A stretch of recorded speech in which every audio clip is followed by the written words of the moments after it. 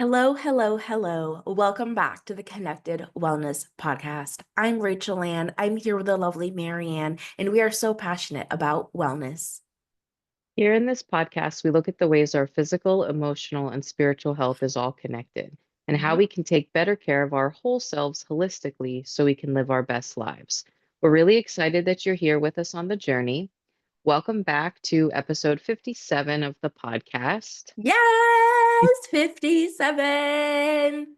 Wow, so Do we exciting. need the confetti reaction Oh my now gosh, yes, we do. I totally for every forgot. Okay, announcement? react, confetti. Yay! Yes, cool. And there's balloons Yeah. too. Oh my God. Yeah. And a rocket ship, but I won't do the rocket ship. But yes. And Marianne, did you know we hit 102 subscribers on YouTube? Yay! Okay, Yay! now we're gonna do the rocket ship. Now we're gonna do the rocket ship. That is amazing. Thank you so much Amazing. to everybody who tunes in. We are so grateful for you. And 102 people think that we have something to say. That's a really big Yeah, deal. So that is thank a you. big We're deal. so A- honored. And thank you to our last guest who suggested confetti. And now we, Yes. now we have these exciting reactions. Yeah. Well, Yes. clearly we are excited to be here. Yes. Whoever's tuning in. So we have an interesting topic today, Rachel Ann. Yes. I'm definitely curious to see how this conversation turns out. Mhm. Let's talk wellness wins though first, and then we'll dive Coolio. into it. Yeah. Okay, cool. Yeah. You want to start? Um, sure. My wellness win is that I had a very lovely, low-key, relaxing vacation for a few days with my husband in a very warm place. And it was lovely. I was like, Hmm. wow, the sun is shining. New York is not it's not super cold right now. Like today it's actually 50, which feels really nice. But I was like, yeah, I just want I want to tan. I want to be in the sun. I want to just Hmm. read my book for hours, which I did, and that book was so good. So it was just all around a very relaxing, lovely time. And I got to meet with she's kind of like a pen pal, I guess we would say. I met her on Tumblr. If y'all remember Tumblr for 5 million years ago. Do you remember Tumblr? Like blogging? Oh, okay. Uh, I mean, I know the name, but I don't think I ever used it. Yeah. Okay. I could see you liking it, but I think it was maybe you were like in college around that time, and I think it was more like a high school thing. Anyways, we became friends on Tumblr and we just connected, and then we would FaceTime, and she lives in Florida, which is where we went. And I got to see her in person, and it was just so beautiful. That was the second time I actually met her in person. Nice. So yeah, it was really cool. Just warm feelings all around and just joy and ease and relaxation. Yeah. So, like, speaking about those, was it rest rhythms that we talked about? So, taking, a away trip for a few days, that's like got to be Mm, part of the rest rhythms. Yeah, I love that. yeah, Good for yeah, you. I'm looking yeah. forward to that relatively soon. We have a few trips planned. So, yeah. Nice. Yeah, the sun and the warmth, that's like, yeah, at this stage in the year, us in the Northeast, that's like all we can think about, right? It's just like I Yeah, need sun and warmth for like an extended period of time. Because we've been yeah. getting it for like, brief moments of Mm. like, oh, the sun is out. And then I'm like this, I feel like I have like a solar panel and I'm like trying to absorb it all, but Mm, like to just have like a few days of it, yeah, I can imagine is mm, really, really beautiful. So yeah, I'm happy that you yeah. got that. Yeah, rock on. Yeah, Thank you. How about you? of What's your wellness course. one? So, I tried this writing exercise that Ooh. I read about in a book. I think it's called expressive writing. I don't know if I did it exactly the way it is. It was developed by a psychologist, Pennebaker, I think is his name. But basically it's the idea that like if you have some feelings, emotions for something and you're not like talking about them, right? Of course, we know that writing it out can help you kind of process emotions, but this Mm, specific activity, you're supposed to have like zero filter. You just like write for, a few minutes if there's something bothering you. And the goal is that like no one, not even yourself, will ever read it. So the suggestion that I read mm, was actually to shred it, right? If you write it. So Uh, like I've been having all kinds of feelings, I'll be honest with you, I'm always honest with you guys, all kinds of feelings lately. And so the other day I was like, you know what, I'm going to try this. And I just so mm, happened to have like two random pieces of paper sitting on my desk, like just blank pieces of paper. I was like, perfect. So I just like sat there and started like scribbling. I didn't time it or anything. The actual activity is you're supposed to have like a set time, 10 mm, minutes or whatever of writing, but I just wrote until I filled the paper and, kind of felt like I got it all out.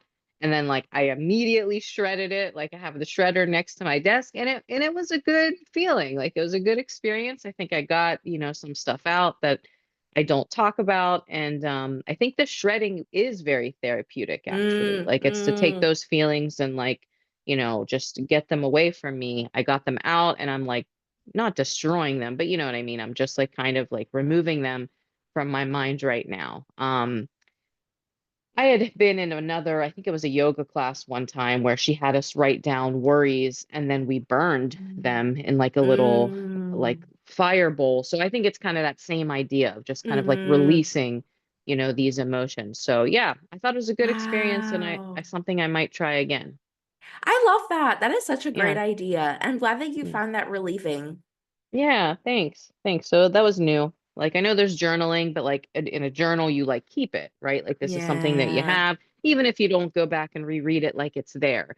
But this is Yeah. a little bit more freeing because it's just like, ugh, get out all of it, whether it's ugly, disturbing, upsetting, Mm-hmm. whatever it is, just get Mm-hmm. it out and then immediately get rid of it. So yeah, Yeah. I liked it. So thanks to Yeah. that book that I read it in, and thanks to that guy who developed this idea, it was a That's cool. good experience. Yeah. Yeah. Yay. I Yay, like wellness trying new wins. things. Yeah. Yeah, I think that is really cool. There, I could see how it is different than journaling for sure, Hmm. because it's probably so satisfying to see it's like, and it's destroyed, you know? Yeah. So Yeah. a sense of like, okay, now I'm really washing my hands of this emotion or whatever the Yeah. stress is that I'm Yeah. experiencing. Absolutely. Yeah. I love Yeah. that. Okay. So today's topic, how do we want to word this? So, It's a good question. um, say it again. So that's a good question. I don't know. Yeah, it's a good question, right?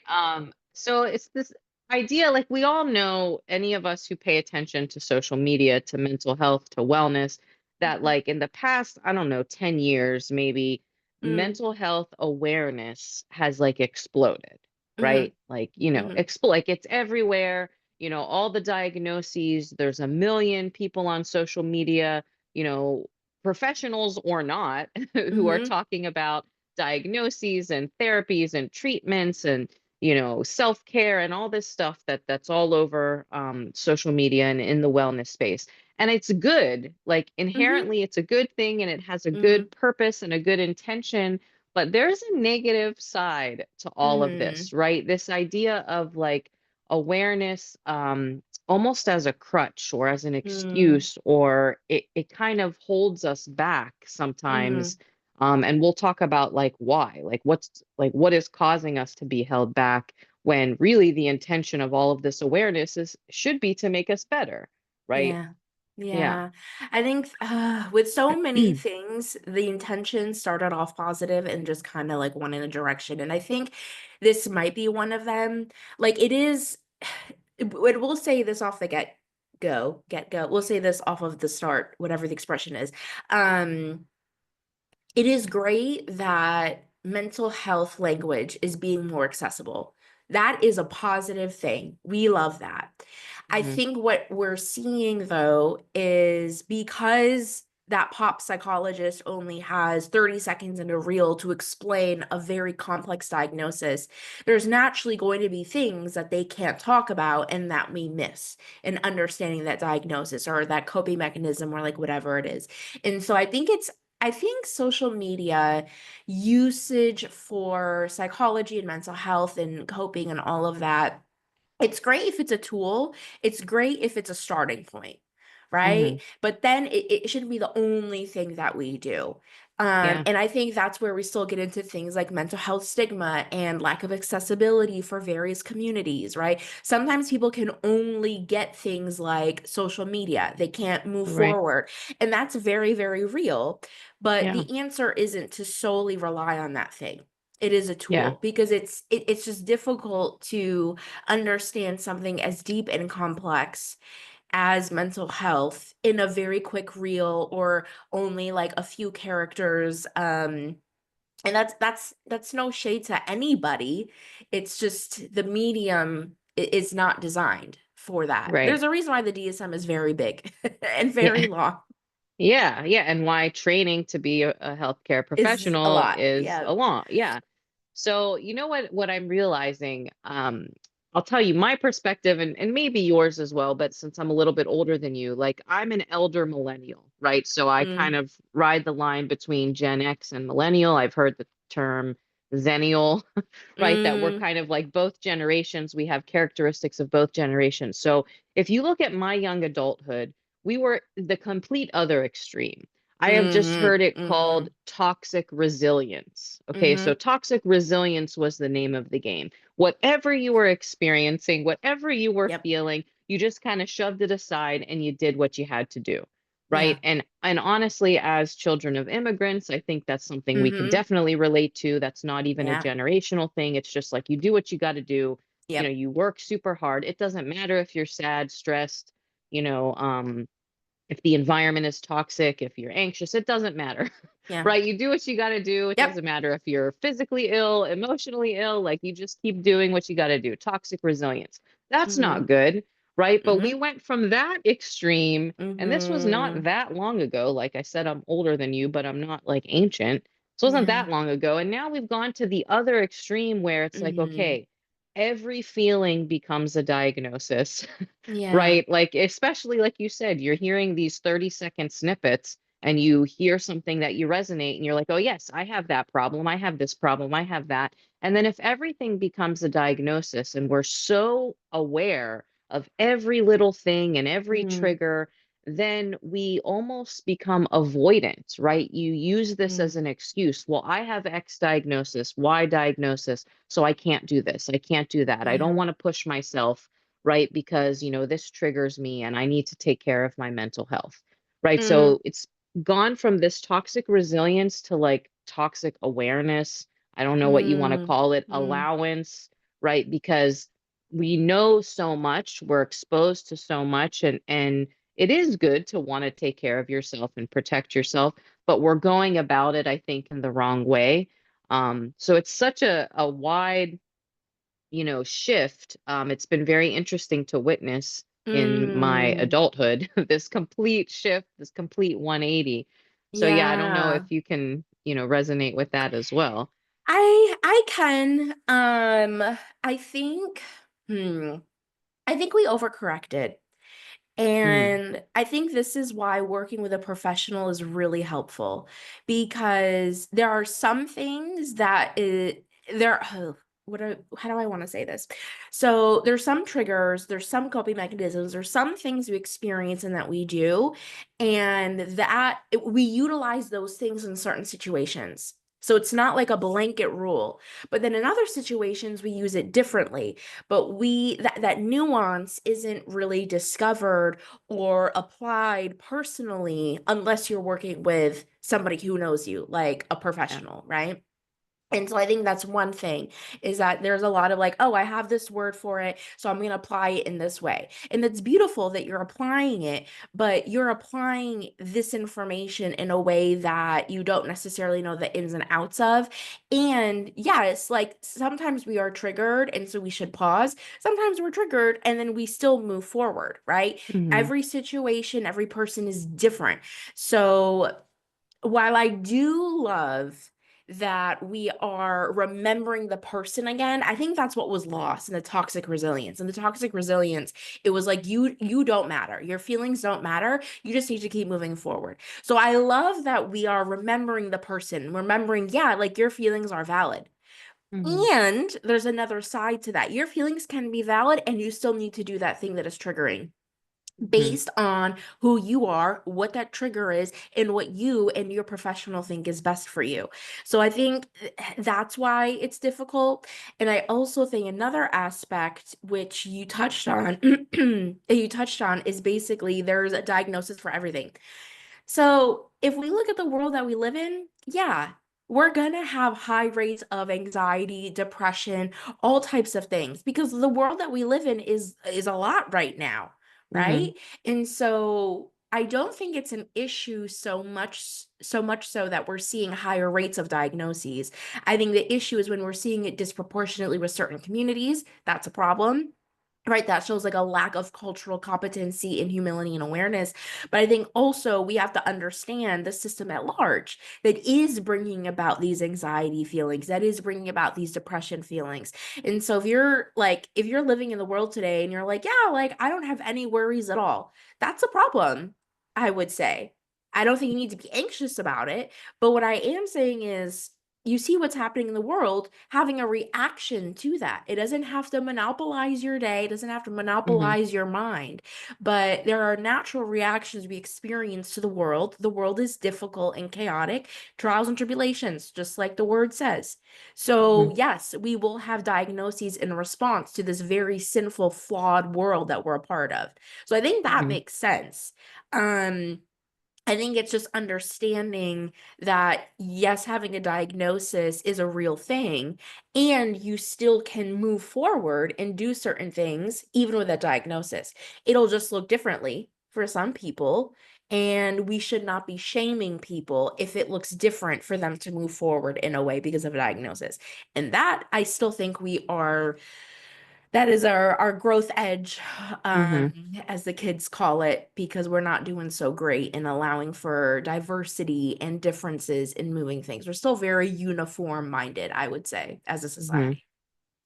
But I do think when I said every feeling is a diagnosis, I think that it's not necessarily a clinical diagnosis, but we think Mm, we, mm, because of this increased awareness, right? So I watched this 30-second reel, and this therapist is talking about um, social anxiety, for example, mm, right? mm, And then maybe I go, mm, wait a minute.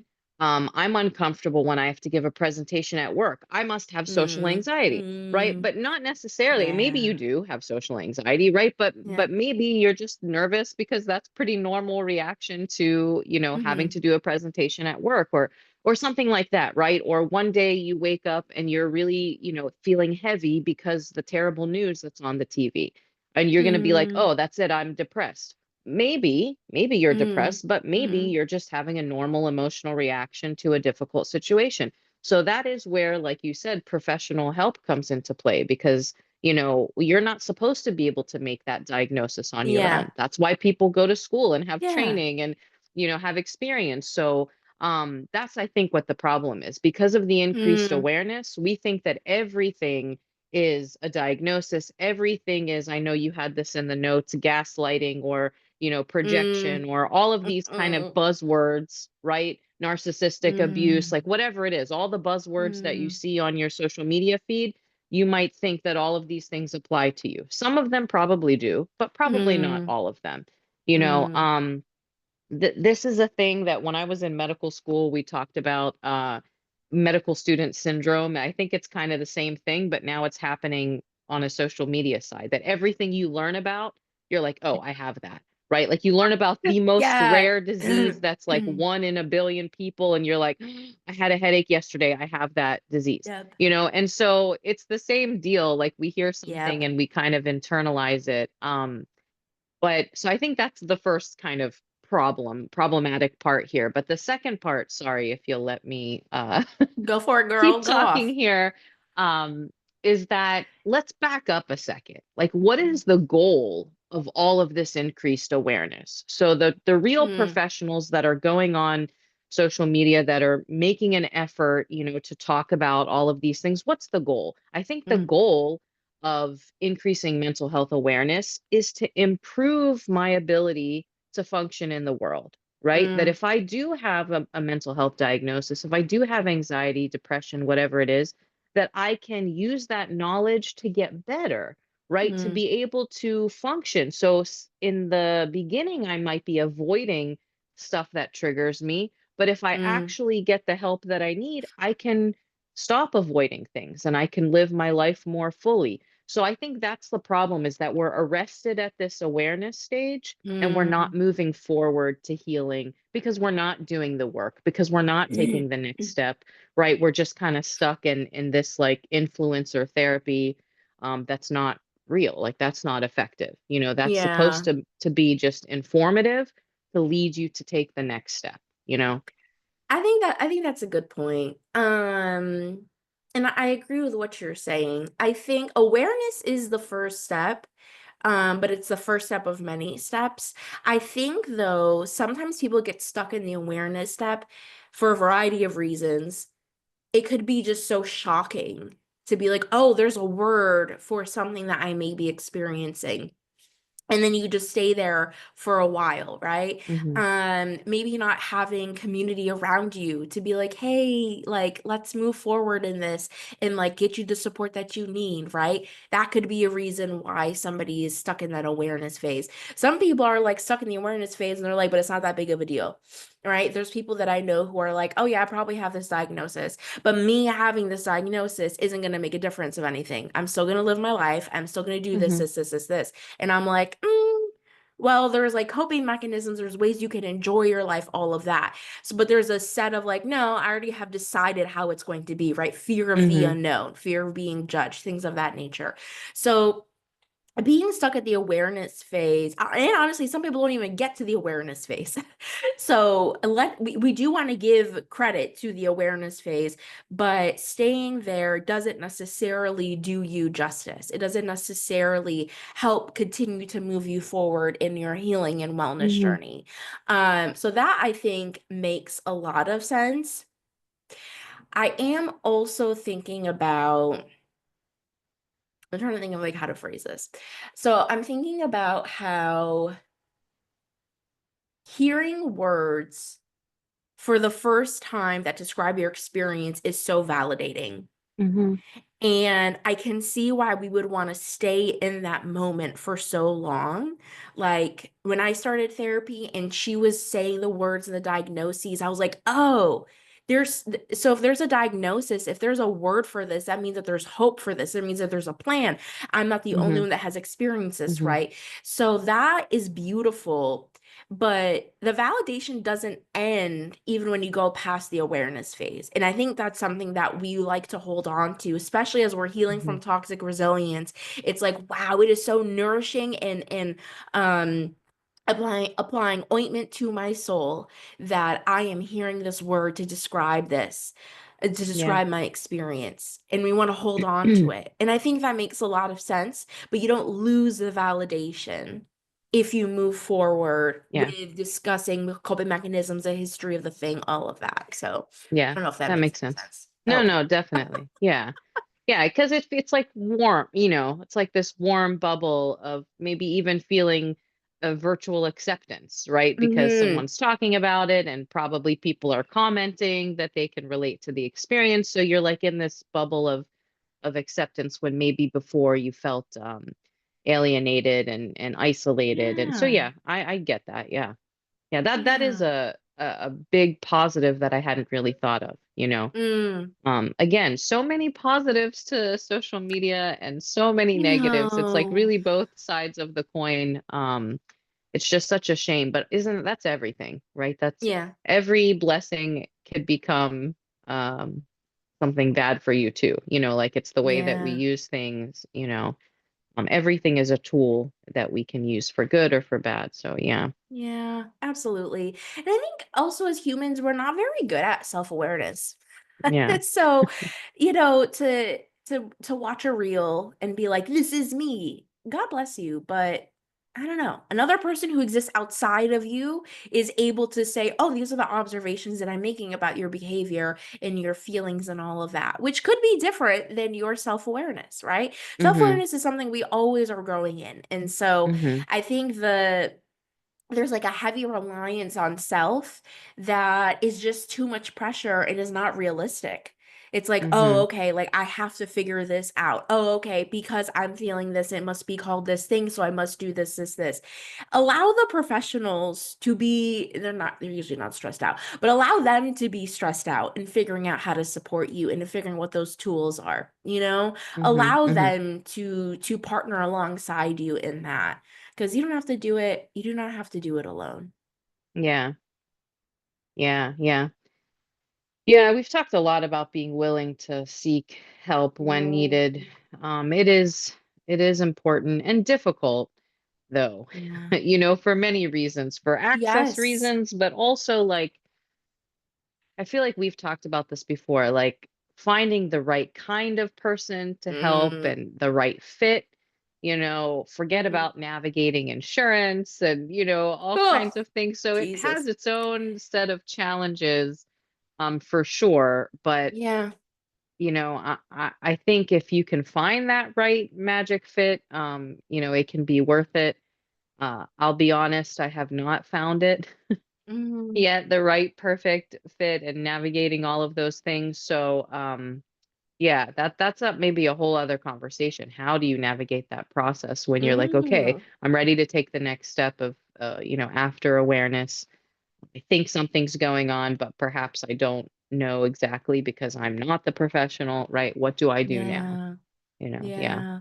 Didn't you That's say that's a real. personal, thing that you enjoy doing for people, helping them navigate that process? Yes, yes. Shameless plug. I love to make lists and I love Mhm. like looking up things. And I love people getting support. So I don't know. I have tons of friends that are like, Rachel, please help me find a therapist. And I'm like, cool. Sorry, I just burped. I'm like, I'll bring out my Google sheet, tell me your insurance, what are the things you're looking for? Bam. That might be a good episode to have because the process of finding that support, it is usually not quick. And if you have negative experiences, it's rather disheartening and it's pretty dissuading from you wanting to continue to find somebody else. And so I think that that's real. I hear that. And it takes a huge amount of like emotional energy Yep. to navigate that Mm-hmm. process. And if you're in a place where you need help, you perhaps don't have that emotional energy to invest, you Mm-hmm. know. Yeah, yeah. The insurance industry is a whole other thing that just like, access is one thing. And even if you have access and you have insurance and you have money, that doesn't mean you're going to get good care Yeah. or find the right care for you. It is really, really a difficult thing to navigate here in this country. I don't know about elsewhere, but for us, it is very difficult process. Mm, Yeah. The it wait is. times, like everything is just so maybe I kind of I'm understanding myself now more why we get stuck in the awareness stage because Mm. it's just like so difficult sometimes to move forward. You need a real push, um, emotionally, physically, mentally. Like you need to have such a burst of energy to follow through, I think. Yeah, I think Yeah. that's real. I think that's where community comes in, where Mm, community comes alongside and is like, yo, you don't have to look alone. Yo, like that's something that I've done for lots of folks. They're like, girl, I need a therapist. I'm too depressed to even look though. I was mm-hmm, like, I got you. Give me an hour, sending them a list and it's like, oh, which one do you want to go with? Let's write an email together, like really hand holding because life is hard and mental health can be really difficult sometimes. So I think mm-hmm. that's one aspect of community. And I think another aspect is being preventative, right? Like I've been in therapy, girl, how long have I been in therapy now? I started therapy in January 2013. And I took a few months off here and there. Like I had one therapist who was amazing. Then she retired. I was like, okay, fine, you should retire, but like, I love you. You're awesome. Then I had another therapist. We weren't really a good fit. So then that ended. Had another therapist. She was cool, but like for like a very specific reason. And I was like, all right, I think I need something else. Now I'm with my fourth therapist. And she is awesome sauce. But I say all that. Why was I saying all of that? Yo, that's what. Okay, sorry. Y'all, this is my first like conversation of the day besides good morning, babe. So we're just really having a You're fun doing great. time. You're doing Okay, great. cool. Yeah. Thank Yeah. you. I wanted to do the reaction, but I won't do the reaction. Uh, I just really love it. It's really fun. Okay, Rachel, get back on topic. So the reason why I mentioned all of this is because if we're preventative, that can also be helpful. So I think that's something we spoke about is you don't go to therapy like when the issue gets really, really bad. You go to therapy when you're starting to feel something. And quite frankly, you go to therapy even if you're not feeling any type of negative or bad or whatever, right? And I think that's another fear that people have that if I go to any type of professional support, I'm a life coach, but people still fear this with me. They're like, what if I discover more problems? Girl, yeah, we're going Mm, to discover more problems because you're a multifaceted human being living in a flawed world.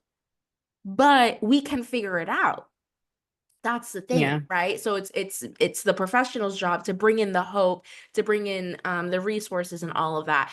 So if we're not waiting until the last minute, if we're normalizing seeking support, if it's not Hmm. something stigmatized, if we're not like, oh, I don't need therapy, right? And there's somebody I know who is having a difficult time, and I was like, oh, you should probably talk to a therapist. They're like, no, I don't need that. I'm fine. I was like, girl, you just spent like 30 minutes talking about it. It was a very real thing. I was like, girl, like what you're experiencing is real. Like you're not Yeah, bugging. yeah. Oh, but I don't Hmm. need a therapist. So as we continue to eliminate that stigma, there's Yeah, also this saying that, and then I'll end with this.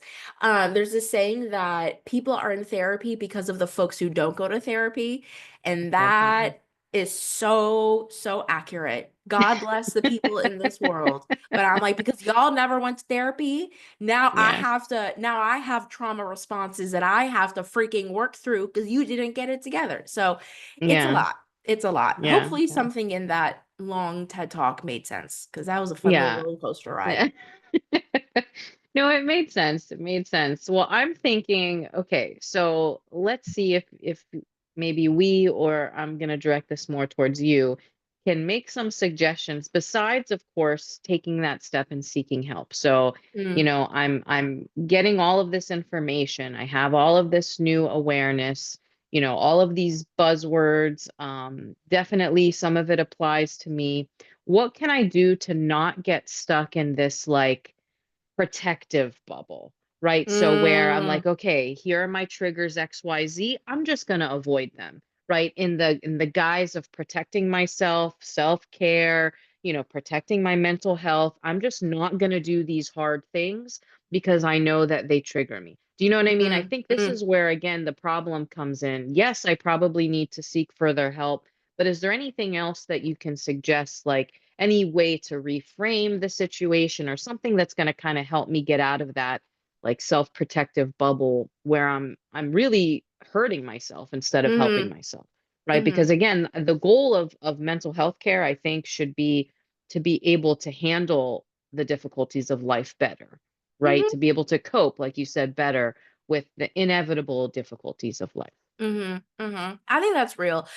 Yeah, I hear your question, and I think that's a good thing to wonder is first, let's have the understanding that there are some things that you need to say no to, and there are some things that's like, oh no, I can like challenge myself in this way, right? So Marion and I are not talking about staying in situations that are unhealthy or unsafe. Absolutely not. So if you're triggered by somebody who is dysfunctional and abusive towards you, then, we would say do no longer engage in that. But what I'm hearing from Marianne, and I think is the case for a lot of folks, is like, okay, there's like triggers that are not like dangerous to me, Mm-mm. um, but it's still uncomfortable. And because I'm using the term self-care, I am now preventing myself from actually digging deeper into the history of this thing and therefore stunting my own growth and healing. That's what we're talking about. And I think in those situations, it's sitting down with yourself and being like, what is it that I'm afraid of? Because Hmm. if you're trying to be under the protection, if you're misusing the term self-care, then that means that you're trying to protect yourself from Yeah. something. So I think that's one good question. I think another good question is having conversations with your community and asking them, hey, like, this is something that I notice about myself, right? I notice that every time I go up for a presentation, I stutter a lot. Is that something that you notice? I'm wondering if I have social anxiety. I don't actually know if I do. I watched this reel and it said that I might. Do you think I have social anxiety? How am I showing up in our relationship, right? So having the Mm-hmm. people around you that can who observe you and exist outside of you that can say, "Hey, this is actually like how you show up and this is what you do." And I think a third thing is prayer. Oh, what psalm is it? I promise I read the Bible, but there's a psalm that is search in my heart, Lord, create in me a clean heart, oh God, renew a steadfast spirit within me. Yep, that one. Where basically it's like, Lord, search my heart and tell me what's going on here. Bring to my mind the things that I need to be working on and what I Mm-hmm. want to be doing. Mm-hmm. Um and that's actually like a scary prayer. Like I think we read it and we're like, yeah, search in my heart, God, and like see how it loves you so much. Yeah, yes, our hearts love the Lord. And also we be doing things that are trifling and we're dealing with a lot of Yeah. sin. And Yeah. God is like, cool, I'm searching your heart, boo, because you asked me to. And when I searched your heart, here's what I found. I found some Yeah. trauma that we haven't dealt with. I found the way that you show up in these relationships is not in alignment with what I've called for you, right? Stuff like that. And so that can even be like a really, really good practice. The last one, because I just thought of it, and I'm going to say this very cautiously, y'all, okay? ChatGPT is our friend, but it is a tool. ChatGPT does not replace a life coach, a therapist, a doctor, a nutritionist, a personal trainer. No, we get really good Mm-mm. ideas. It is a really great tool, just like how we say to Google stuff and YouTube University. Those are all tools, but they do not replace the personalization. Even if ChatGPT knows you so well, girl, and y'all been rocking for 3 years now, love that for you. ChatGPT is a computer that does a very good Yeah. job connecting ideas, not necessarily the nuances of the human Sure. experience. And it's Mm-hmm. also not a human being that can sit in front of you and apologize. Mm-hmm. Okay. So ChatGPT is another one you can kind of Google and be like, not Google, but go on ChatGPT and be like, how do I know that I'm holding myself back? It might give you some really interesting responses, Mm-hmm. right? Mm-hmm. What are some journal prompts that I can use to help me, I don't know, understand why I'm nervous when I do presentations, right? Mm-hmm. So those are some actions that we can do while we're waiting for mental health to be more accessible, while we're waiting for the stigma to go down, and while we're waiting to become millionaires so we can afford expensive therapy. These are the things that we can do in the meantime. Yeah. Yeah. Thank you. Yeah. Yeah. It's interesting. Two things I thought of when you said Chat GPT, literally yesterday in class, a student asked me a question and I explained, and she was like, "Oh, Chat GPT told me blah, blah, blah." And I was just like, really? I was like, do I need to worry about my job now? Girl. Is it taking my job? Are they having Chat GTP, whatever, GPT teach math? But so that, and then speaking of my students, when I ask this question, I do have sometimes my students in mind, and I don't know where my Mm, role needs to come into play here because I will have students who, they tell me that they have anxiety, they're having mm, difficulties. And then when it gets hard, which, school gets hard, that if mhm, school is not hard for you, you are a genius and you don't need to be in school. Like, sometimes it gets hard, right? And then they will, in the name of their mental health, want to drop the class, mm, want to change majors because this is too hard, like so. And I don't know, in my role as a teacher and as an advisor, sometimes I want to be like, it's okay if it's hard. Like, you know what I mean? Like, that's okay. yeah. Like, it's going to be hard. Like, you can take care of Yeah. yourself, but still do hard things at the same time. And I don't know, obviously, their whole, mental health and physical health history to tell them, but I want to tell them like it's okay to push yourself. Yeah. So that this is where I had a lot of this in mind when I was thinking about holding yourself back in the name of mental health, being like, well, this is too hard for me and it's causing me more stress. Therefore, I'm going to just avoid it instead of Mm, I'm going to use my therapy and my treatment to help me deal with this stressful thing. mhm, That mhm, was kind of where my question was coming from. So even my mm, role, not as a therapist, but as a teacher and as an advisor, I wonder how much do I push the student, versus how much am I like, yeah. okay, well, you know yourself best. If you think you need to drop the class, drop the class. You know what I mean? That's It's- real. Yeah. I think one, it's great to, abide by the duties outlined in your job description. So don't do anything outside of that. But two, I think you can say things like, I'm wondering if this is a moment where you can like challenge yourself to grow, because that's what I'm hearing. But I'm also not a therapist. So I don't know if there's like an underlying something Yeah. going on. What do you think about talking about this with a mental health professional? Right? That could even open the door to a conversation, that to have them dig in more and be like, oh, I never really thought about that. Like, what would it look like for me to challenge myself more? And even you can ask, like, let's envision you doing this. I don't know, let's say they want to take another class. Let's envision you doing this extra class. What are the things that's going to come up? What are those stressors? You said you're going to be really stressed. What are those stressful things that are going to come up? And can we provide solutions for those things? Because there's a difference between like a stressor coming up is that now I have less time to go to my job, therefore I have less money, therefore I'm not paying my bills, right? That's Yeah. one type of thing That's real. versus, right, and that response is going to be different than um I don't know, I just don't really want to Yeah. do it. It's going to It's gonna be cause hard. me to Yeah. just, yeah, it's going to be hard. I'm going to feel low about Yeah. myself, and I don't really want to feel like that right now. Yeah. That's a Yeah. different answer and a different set of solutions, right? And we're not judging either one of them, right? We Yeah. Nobody likes hard things.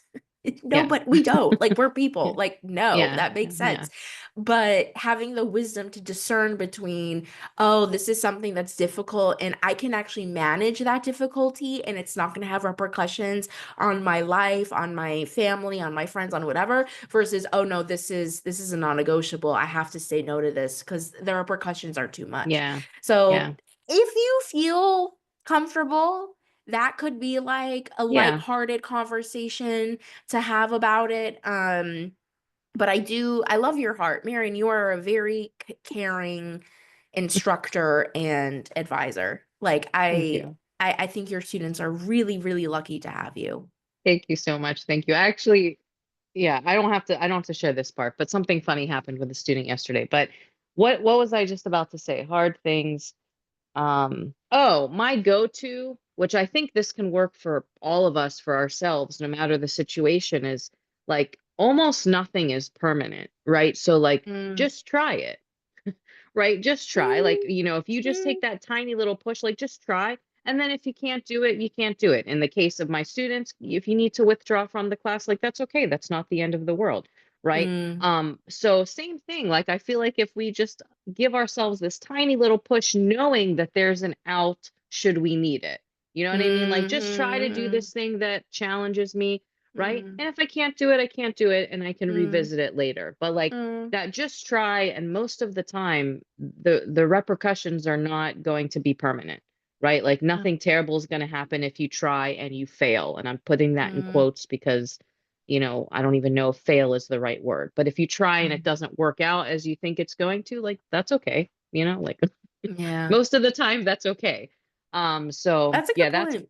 that's my go-to, but I do really appreciate your your suggestions. But yeah, this was a good conversation and a lot to think about. Yeah. Yeah, I'm happy that we were able to talk about this, and we would love to hear from y'all. What are your thoughts, right? What generation are you a part of? And was it toxic resilience, or was it too protective self-care? What are those messages Hmm. that you see a lot? So drop them below in the comments. We would love to hear from y'all. You can email us if that's your vibe. Let us know what you think. Any ideas for episode topics? You can email us at connectedwellnesspodcast@gmail.com. If Instagram is your thing, we're there too at Connected Wellness Podcast. If you want to reach out to Marianne specifically, you can reach out to her on Instagram at Waba Saba. You can reach out to me specifically on Instagram at Real with Rachel Ann. If Facebook is your vibe, we're there too, my friend, at Connected Wellness Podcast. And yeah, we would love to hear from y'all all of the ways that self-care and coping mechanism and trigger and all of that. What do you think about that? And how does that show up for you in your life? Mm. I think, did I do? Yeah, I have like a bullet Yeah. point list of those things. I'm like, I think I hit all of them. So I'll turn it over to Marianne. Yeah, thank you so much for tuning in. And I hope that you can find that right balance we're all seeking for, right, between doing hard things, but taking care of ourselves, and so until next time, be well, and we'll see you later. Yes. Be well, everybody. Bye.